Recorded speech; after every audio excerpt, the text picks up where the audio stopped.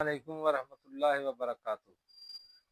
بسم اللہ الرحمن الرحیم، نحمدہ و نصلی علی رسولہ الکریم۔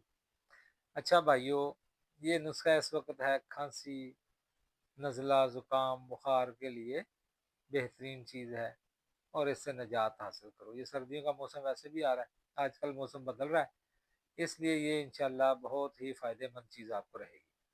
تو اس میں دو طرح کی باتیں ہیں۔ ایک یہ ہے کہ خشک کھانسی عام طور پہ ہوتی ہے، تو خشک کھانسی کے لیے آپ کو ایک ہی بار یہ نسخہ بنا کے کھانا پڑے گا۔ یہ غذا ہے، اور دعا کی دعا اور غذا کی غذا، ہر کوئی بنا لے، آسان ہے بالکل۔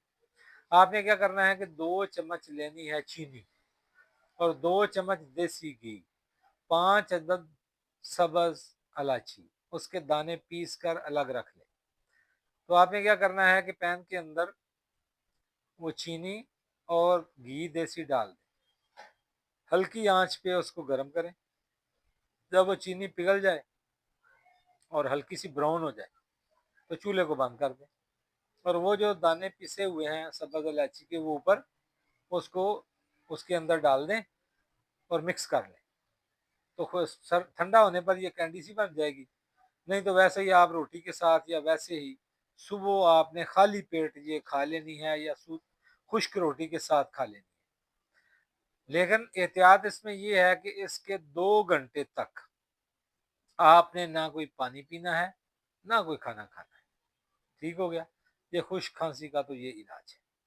باقی دوسری آ گئی تار کھانسی، عام طور پہ وہ بھی ہوتی گرمی خشکی کی وجہ سے ہے زیادہ تر۔ تو اس میں آپ نے کیا کرنا ہے کہ شربت بنفشہ، بھائیوں نے کہا تھا کہ شربت بنانے کی ترتیب بتا دیں، تو اس میں یہ ہے کہ سب سے پہلے آپ نے یہ چیزیں لے لینی ہیں۔ گل بنفشہ، مقداریں اس کی برابر ہی کر لیں تو کوئی مسئلہ نہیں۔ اگر تولا تولا لے لیں، 2 تولے لے لیں، تو اس کے حساب سے پھر وہ زیادہ بن جائے گا۔ میں آپ کو ایک تولے کی بتا دیتا ہوں۔ تو آپ نے لینا ہے گل بنفشہ، بنفشہ اچھا ہو، تازہ ہو، کوٹی کا اچھا رہتا ہے بنفشہ، اور ملٹھی، سونف، دھنیا، پرسوشاں، اور لسوڑیاں، اور اناب، یہ سارے برابر ہی لے لیں، بلکہ اناب زیادہ ڈال دیں تو زیادہ اچھا ہے۔ بس یہی چیزیں کافی ہیں۔ ان کو آپ نے کیا کرنا ہے کہ 1.5 کلو پانی کے اندر اس کو بھگو کر رکھ دیں 3-4 گھنٹے کے لیے۔ اس کے بعد آپ اس کو ہلکی آنچ پر پکائیں۔ جب یہ 1 کلو پانی رہ جائے تو آپ نے اس کو پن کر، مل کر، چھان کر اچھی طرح، تو اس کا پانی نکال کے تو 1 کلو پانی میں 2 کلو چینی ڈال دینی ہے۔ اب اس کو چولہے پر چڑھا کر اس کو ہلکی آنچ پر پکائیں، پہلے تیز آنچ رکھیں، جب یہ ابل جائے تو اس کے بعد آنچ ہلکی کر دیں، تو 10 منٹ تک ہلکی آنچ پہ پکائیں۔ احتیاطاً آپ چیک کر لیں 2 انگلیوں سے کہ تار بن رہی ہے۔ جب تار بن رہی ہو تو سمجھو کہ یہ آپ کا شربت پک کے تیار ہو چکا ہے۔ تو آپ اس کو نیچے اتار کر ٹھنڈا کر لیں۔ اس کے بعد یہ گرم پانی کے اندر آپ ڈال کے پئیں گے تو آپ کی جو بلغم ہے یا گلا صاف نہیں ہوتا، بخار ہے، تو ٹھنڈے پانی میں بھی لے سکتے ہیں، یعنی تازہ پانی میں۔ لیکن اگر کسی کو بلغم ہے زیادہ، بخار چڑھا ہوا ہے، تو گرم پانی کے اندر اس کو شربت کو ملا کے تو بار بار پئیں، دن میں 3-4 بار لیں، تو انشاءاللہ آپ کی کھانسی ٹھیک ہو جائے گی۔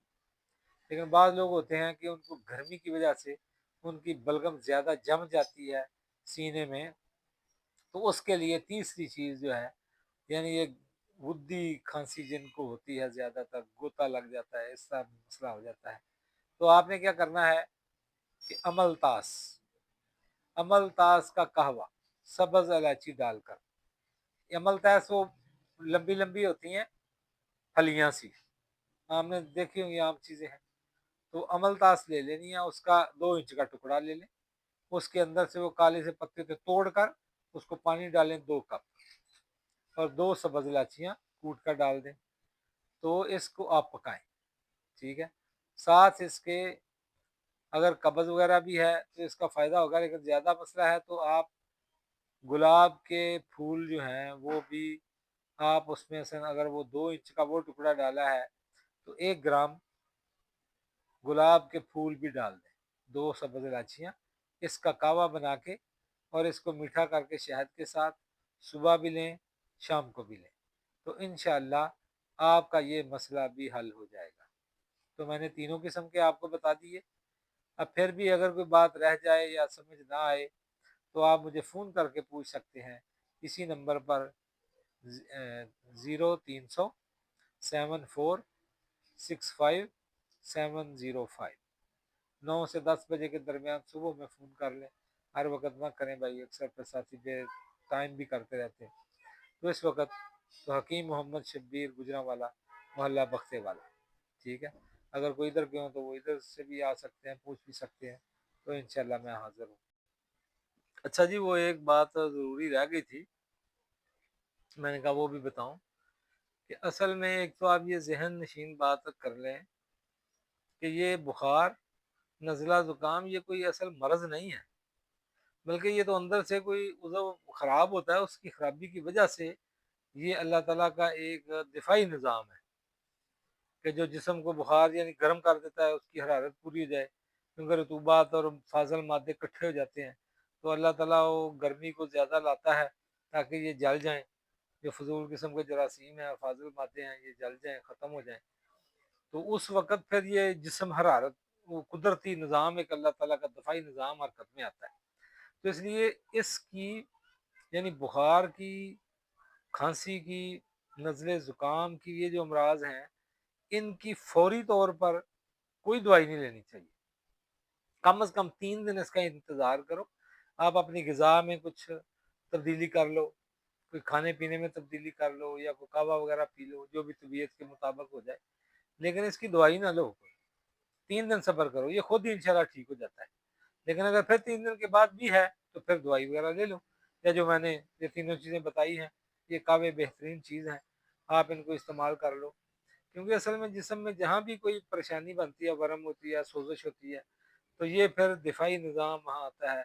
अगर वहाँ खुश्की हो जाती है तो रतूबात ज़्यादा हो जाती है, बलगम और केरा बनने लग जाता है। हाँ जी, अगर वहाँ ज़्यादा इस तरह की मसाइल, जब तक वो ख़त्म नहीं होता तो उस वक़्त तक वो मर्ज़ रहता है। असल में ये अल्लाह ताला का एक दिफाई निज़ाम है जिस्म के अंदर, जो मर्ज़ को कुदरती तौर पर ख़त्म कर देता है। बहुत सारी बीमारियाँ हमारे जिस्म में ऐसी हैं कि जिनको अल्लाह ताला बगैर दवाइयों की ख़त्म कर देते हैं। तो बहरहाल अल्लाह ताला आप सब के लिए इसको सेहत और शिफा का ज़रिया बनाए। खुदा हाफिज़।